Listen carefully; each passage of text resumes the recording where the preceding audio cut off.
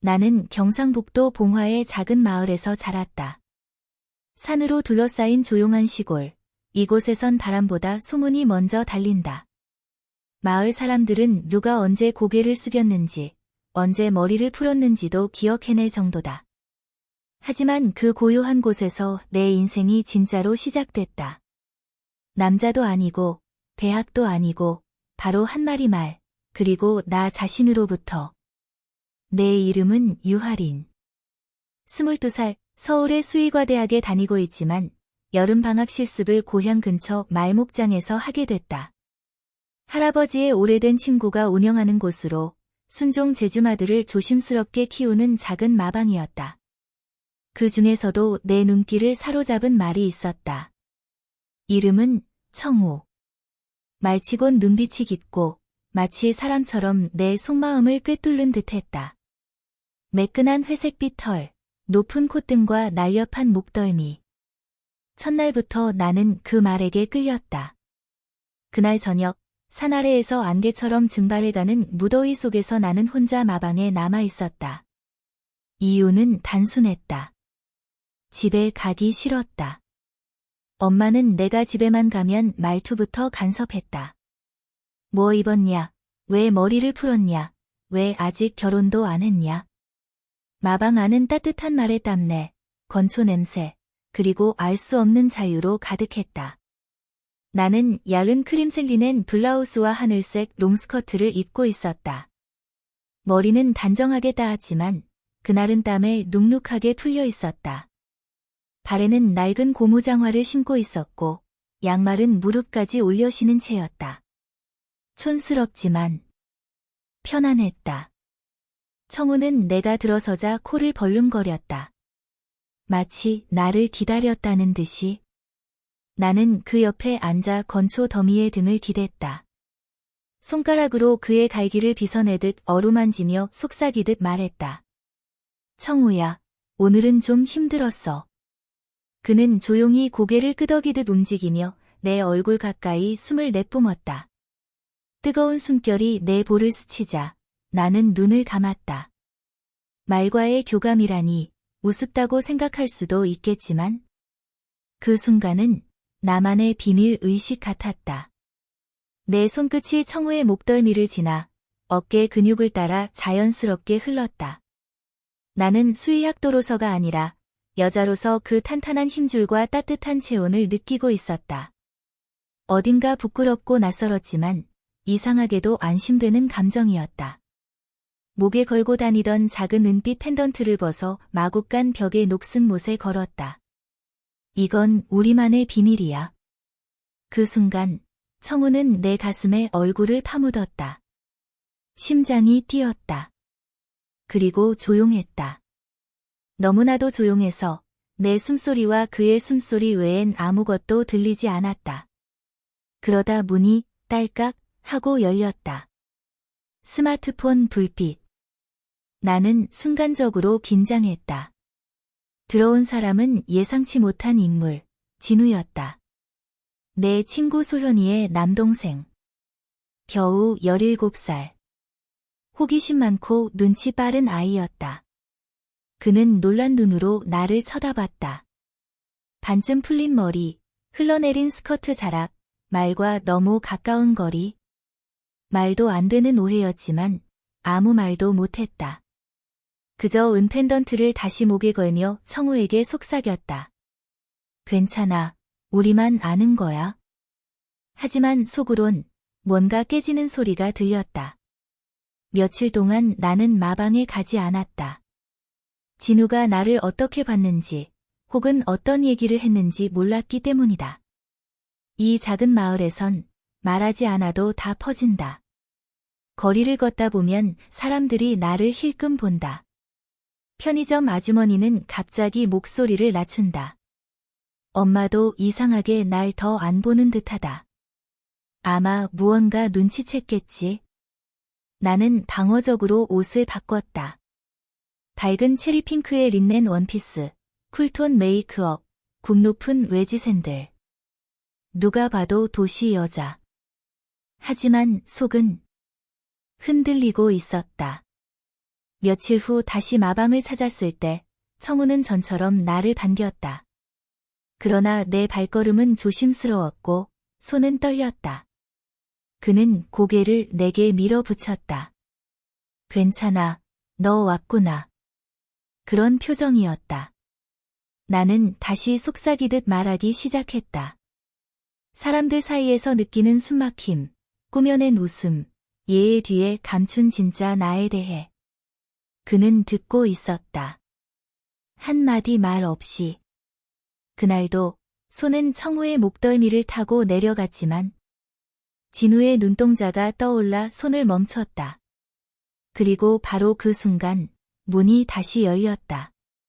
이번엔 그는 아니었다. 마방 문턱에 선 건 병원 실습에서 한두 번 마주쳤던 수의사 오지훈. 23살, 선탠된 피부에 굵은 팔뚝, 조용하지만 한 번 보면 잊히지 않는 눈매. 그는 말없이 나를 바라봤다.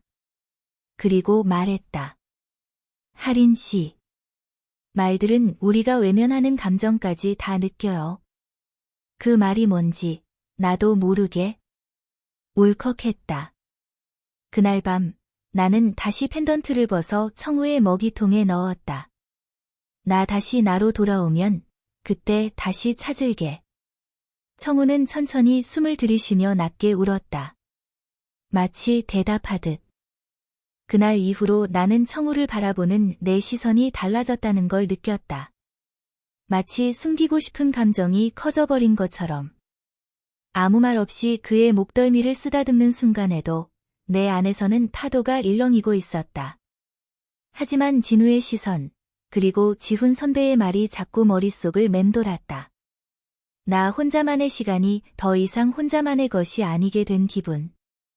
그래서 나는 점점 더 늦은 시간에 마방을 찾기 시작했다. 모두가 잠든 후 불이 꺼진 마을 속 내 안의 소음을 피해서. 그날 밤 나는 회색 후드집업에 헐렁한 체육복 바지, 그리고 발에는 엄마가 몇 해 전에 사준 낡은 털신을 신고 마방에 들어섰다. 안에는 야은 면 소재의 민소매 잠옷 한 벌, 단정하지만 얇고 부드러워서 살갗을 스치는 감각이 예민하게 다가왔다. 누가 본다면 무슨 생각을 할지 모르겠지만 그런 상상은 하지 않기로 했다. 청우는 나를 기다리고 있었던 것처럼 조용히 고개를 들었다. 나 왔어.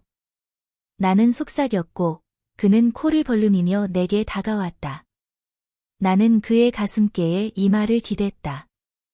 숨결이 서로 닿는 그 거리는 사람과는 다른 방식으로 위로가 되었다.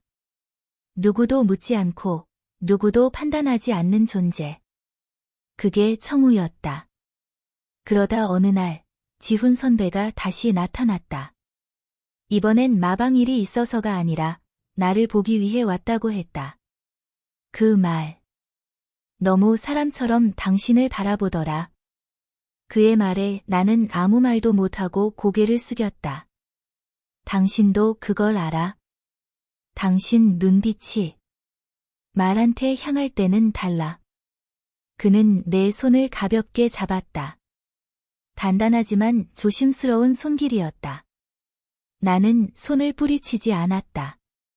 하린 씨, 난 당신을 판단하지 않아. 그 감정. 이해하고 싶어. 그러니 나도 그 거리에 들어가게 해줘. 그 순간 숨이 막혔다. 사람과 동물, 그 경계에 누군가가 발을 들이려고 한다는 게 나는 준비되지 않았다. 그날 밤 나는 청우에게 말했다. 오늘은 안아주지 마. 누가 보고 있을지도 몰라. 청우는 조용히 나를 바라보았다. 마치 그 말이 무슨 뜻인지 다 아는 것처럼. 며칠 후 나는 엄마와 함께 시장에 갔다. 말은 없었지만 그녀의 시선은 싸늘했다. 또 말 보러 가냐? 응. 내가 그렇게 좋아하면 말이랑 결혼이라도 해라. 말투는 가시 돋쳤지만 그 속에 진짜 감정이 뭔지는 나도 잘 몰랐다. 단지 나를 이해하지 못한다는 것만은 분명했다. 그날 밤 마방에 도착했을 때 청우는 나를 향해 두 발을 천천히 움직이며 다가왔다. 나는 발끝으로 서서 그의 목에 팔을 둘렀다. 나, 지금 많이 복잡해. 그는 조용히 숨을 내쉬며 나를 감쌌다. 그 순간 누군가 뒤에서 나를 불렀다. 하린 씨. 지훈 선배였다. 그는 마치 수십 분 전부터 보고 있었던 듯한 눈으로 나를 바라봤다. 왜 말에게만 그런 표정을 보여줘요? 나는 대답 대신 그에게 등을 돌렸다. 그는 내 어깨를 잡았다. 나도 당신을 그렇게 보고 싶어요. 진짜 하린 씨를. 그의 숨결이 가까워졌다. 나는 순간적으로 밀쳐내려 했지만 손끝이 그의 가슴에 닿았을 때 그 심장 소리에 내 맥박이 따라 뛰기 시작했다. 지훈 선배. 이건 말하지 마요. 그냥 지금만. 그는 내 이마에 입을 맞추려다 멈췄다. 대신 내 손을 끌어 그의 가슴에 올려두었다. 이 감정, 나 혼자만의 거예요? 나는 고개를 끄덕이지도 젖지도 않았다. 그날 밤, 나는 처음으로 청우와 거리를 두었다. 그리고 처음으로 사람에게 마음을 열어버린 것 같았다. 지훈 선배와의 그 밤 이후로 나는 더 이상 예전처럼 청우 앞에서 자유롭지 못했다. 손끝이 닿는 감촉도, 머리카락 사이로 느껴지던 숨결도, 어딘가 걸리는 듯한 느낌. 누군가 내 안의 감정을 들여다보고 있다는 생각이 들면 나는 점점 움츠러들었다. 그래서 나는 청우를 찾을 때마다 새로운 가면을 썼다. 어느 날은 긴 소매의 코튼 원피스에 얇은 레이스 양말, 다른 날은 낡은 남색 교복 재킷과 엄마의 옛날 모자. 그렇게 나를 숨기면 청우가 덜 눈치채지 않을까 싶었다. 하지만 그는 항상 나를 꿰뚫어보는 눈빛으로 바라보았다. 그날도 마찬가지였다. 나는 야은 베이지색 한복 저고리와 어울리지 않게 현대식 청바지를 입고 있었다. 어색한 조합이지만 그 또한 내 흔들리는 정체성을 드러내는 것 같았다. 마방에 도착했을 때 청우는 몸을 흔들며 날 반겼다. 나는 멀찍이서 인사만 했다. 청우야, 오늘은 그냥 보고 싶어서 왔어. 그는 낑낑거리며 천천히 내게 다가왔다. 나는 물러서지 않았다. 그가 내 어깨에 이마를 갖다 댈 때 난 가볍게 그의 목을 감쌌다. 너도 뭔가 느끼는 거지? 그는 대답 대신 나를 둘러싸듯 머리를 숙였다. 그 순간 또 다른 발소리가 들렸다. 이번엔 지훈 선배가 아니었다. 진우였다. 그는 입을 꾹 다물고 나를 바라봤다. 말없이. 나는 급히 자세를 정리했다. 여긴 왜 왔어? 누나. 진짜 말이랑 뭔가 있는 거야? 그 말은 칼처럼 가슴을 찔렀다. 말도 안 되는 소리 하지 마. 그럼 왜 그렇게 숨겨? 진우는 눈을 똑바로 마주쳤다. 다 봤어. 누나가 어떻게 청우한테 말하는지, 만지는지. 난 말 못해. 근데 사람들이 다 이상하게 생각해. 그는 작게 한숨을 쉬며 마방을 나섰다. 나는 아무 말도 하지 못한 채 그대로 청우 옆에 앉았다. 이젠 정말 조심해야 해. 나는 속삭이며 손에 있던 펜던트를 다시 벗어 그의 목줄 옆에 걸었다. 이건 너한테 맡길게. 내가 나보다 더 조용히 지켜줄 테니까. 며칠 뒤 지훈 선배가 다시 찾아왔다. 이번엔 한 손엔 약품 가방, 다른 손엔 내게 줄 무언가를 들고 있었다. 그때 당신이 마방에서 말 없이 앉아있던 모습. 계속 생각났어요. 그는 은색 작은 귀걸이 한 쌍을 내 손에 올려주었다. 예뻐요. 당신처럼. 그런데 너무 숨어 있어요. 나한테는 좀 보여주면 안 돼요? 나는 그를 올려다보며 조용히 고개를 끄덕였다. 그리고 그날 밤 처음으로 마방이 아닌 마을 옆 버려진 창고로 갔다. 거긴 오래된 창틀에서 바람이 새고 먼지가 소복했지만 이상하게도 안전하게 느껴졌다. 나는 그곳에서 지훈 선배와 마주 앉아 내 이야기를 처음부터 했다. 말이 좋아. 사람보다 더 진심 같아서. 그는 고개를 끄덕이며 내 손을 잡았다. 그건 이상한 게 아니에요. 어떤 대상이건 당신이 진심이라면 그건 당신의 진짜예요. 그 말에 나는 울컥하고 말았다. 그날 이후로 우리는 마치 연인처럼 가까워졌지만 언제나 청우가 우리 사이에 있었다. 나는 여전히 밤마다 마방에 갔다. 그리고 지훈 선배는 그걸 알고도 묻지 않았다. 대신 내 손끝에서 멈추는 떨림, 옷깃 사이로 숨기는 감정을 꿰뚫어 보듯 안았다. 하지만 그 균형은 오래 가지 않았다. 어느 날, 엄마가 마방 앞에서 나를 기다리고 있었다. 너, 청우한테 왜 그렇게 집착하니? 나는 대답하지 않았다. 그녀는 한숨을 내쉬며 말했다. 하리나, 사람은 사람과 살아야 해. 말은 내 감정을 몰라. 나는 고개를 숙이고 조용히 마방 안으로 들어갔다. 청우는 그날따라 안절부절 못했다. 그의 눈동자는 평소와 달리 흔들리고 있었다. 나는 마치 그것이 나를 대신한 감정인 것 같아 조용히 말했다. 오늘은 우리 둘 다 흔들리는 날이야. 8월의 끝자락, 봉화의 바람은 한층 더 눅눅해졌다. 아침엔 짙은 안개가 산을 감싸고 오후엔 햇살이 살갗에 들러붙듯 무거웠다. 청우의 마방도 내 숨결도 이 계절처럼 가라앉고 있었다. 그날 밤 나는 특별히 신경 써서 옷을 입었다. 비단처럼 부드러운 검은색 실크 원피스. 몸에 딱 맞는 실루엣의 긴 소매, 허리선 아래로 자연스럽게 퍼지는 치마자락. 속에는 내가 나 자신에게 준 선물, 은은한 베이지 톤의 레이스 속옷. 발에는 아무것도 신지 않았다. 나는 이 공간에서만큼은 나의 감각을 피부로 직접 느끼고 싶었다. 머리는 풀어내렸다. 어떤 변명도, 어떤 정돈도 없이. 마방에 도착했을 때 청우는 이미 나를 느낀 듯 고개를 들고 있었다. 그의 눈은 여전히 맑고 깊었다. 나는 조용히 그의 곁으로 다가가 속삭였다. 오늘은 나를 좀 더 이해해줘.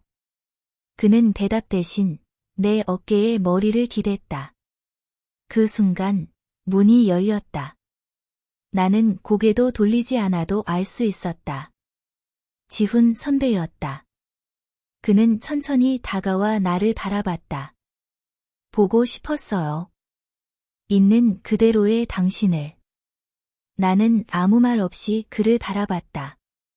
말하지 않아도 그도 느꼈으리라. 오늘의 나는 어제와 달랐고 어제의 나도 이미 달라지고 있었다. 그는 내 옆에 조용히 섰다. 나는 청우의 몸에 등을 기대며 서 있었고 그는 내 뒤편에 손을 얹었다. 어깨를 따라 조심스럽게 내려가는 손길. 숨이 엉키듯 일렁이었다. 이걸로 괜찮아요? 그가 속삭이듯 물었다. 나는 대답하지 않았지만 뒤를 돌아보지 않은 채 고개를 끄덕였다. 그 순간 청우가 갑자기 머리를 들며 숨을 거칠게 몰아쉬었다. 마치 우리 둘 사이에 균열이 일어난 것을 눈치챈 듯한 반응이었다. 나는 손을 뻗어 그의 목을 쓰다듬었다. 괜찮아. 나 아직 여기 있어. 그는 천천히 진정되었지만 나는 알 수 있었다. 그 또한 변화를 감지하고 있었다. 지훈 선배는 내 옆에 조용히 서서 말했다. 당신은 그 아이와 닮았어요. 말처럼 솔직하고 그래서 더 복잡한 사람. 그 말이 마음속 깊은 곳을 찔렀다. 나는 그와 청우 사이의 노인선을 생각했다. 그리고 그 선을 넘을 것인지 머뭇거렸다. 며칠 후 마을에 이상한 소문이 돌기 시작했다. 그 애. 말이랑 너무 가까워. 밤마다 마방에 간대. 청우가 그녀 없이는 밥도 안 먹는다더라. 나는 슈퍼에 들어섰고 점원 아주머니는 나를 바라보며 말했다. 하리나, 너 참 예뻐졌구나. 너무 예뻐서 문제네. 말은 칭찬 같았지만 눈빛은 그렇지 않았다. 그날 밤 나는 더 이상 마방이 아닌 곳에서 숨을 쉬고 싶어졌다. 그래서 지훈 선배에게 말했다. 도망가고 싶어요. 그럼 같이 가요. 우리는 마을 밖 작은 강가로 갔다. 풀벌레 소리가 가득한 그 밤, 나는 아무것도 묻지 않고 그의 어깨에 기대었다.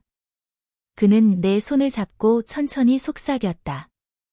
당신은 누구에게도 이해받지 못할 거라 생각하죠?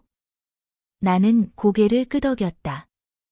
그런데 나한테는 당신이 점점 더 명확해지고 있어요. 그의 말에 나는 처음으로 두려움을 느꼈다. 내가 선택하지 않아도 누군가는 나를 이해하고 다가오고 있다는 사실.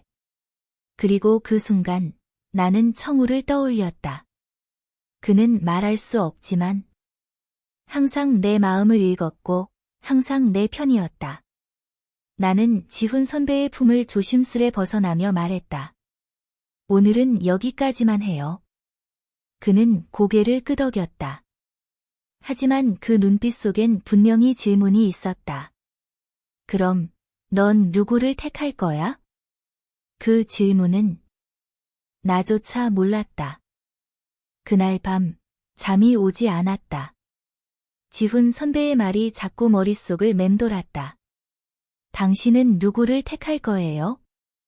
나는 선택하지 않았지만 이미 누군가는 상처받고 있었고 누군가는 나를 원하고 있었고 그리고 누군가는 말이면서도 나를 이해해 주었다. 청우. 나는 새벽녘 마을의 모든 집이 잠든 시간에 몰래 방을 빠져나왔다. 몸에는 야은 아이보리색 실크 슬립, 그 위에 큼지막한 남색 점퍼를 걸쳤고 다리엔 울 소재의 짙은 회색 니삭스. 발에는 다시 오래된 털신.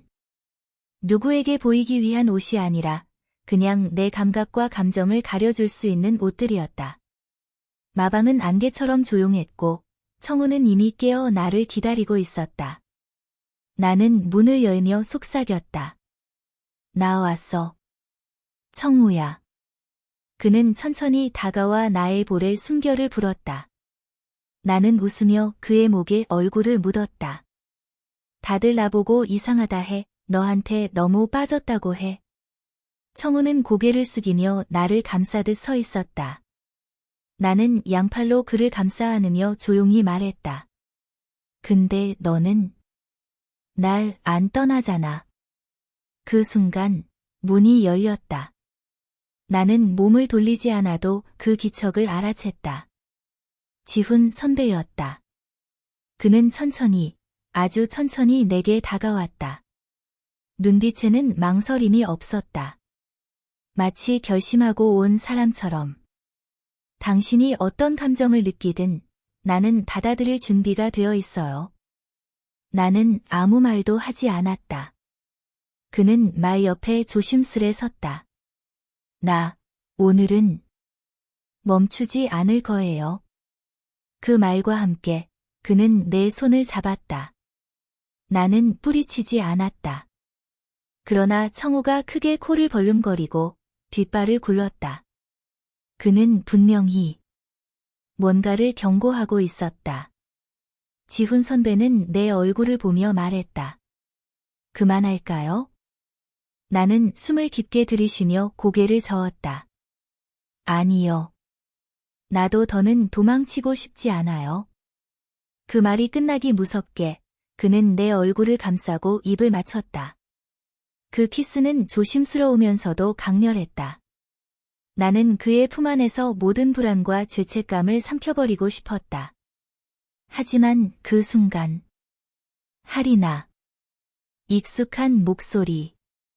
등골이 오싹했다. 문 앞에는 엄마가 슬리퍼를 신은 채로 서 있었다. 그 옆에는 진우, 그리고 이웃집 아줌마까지. 심지어 슈퍼 아주머니도 봉화면에 반쯤 되는 사람들이 나를 내려다보고 있었다. 엄마는 손전등을 비추며 소리쳤다. 정신 나간 거야? 말이랑 사람 앞에서. 이게 뭐 하는 짓이냐고.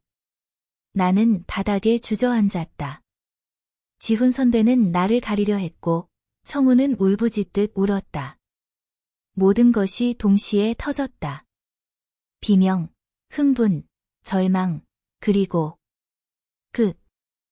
다음 날 아침, 나는 더 이상 그 집에 없었다. 봉화에도, 마방에도. 나는 새벽 첫 기차를 타고 서울로 돌아왔다. 단 한마디 말도 없이. 가방엔 실크 슬립과 점퍼 한 벌, 그리고 하나의 펜던트. 은빛에 청우의 목에 걸어두었던 그것. 한 달 뒤, 엄마에게 한 통의 편지를 보냈다. 종이에는 단 한 문장만 적혀 있었다. 내가 선택하지 않은 게 아니라 이미 나를 대신해 선택한 존재들이 있었어. 그리고 봉투 안에는 펜던트가 들어 있었다. 그 뒷면엔 새겨진 글고 할인, 그리고 청우의 여름.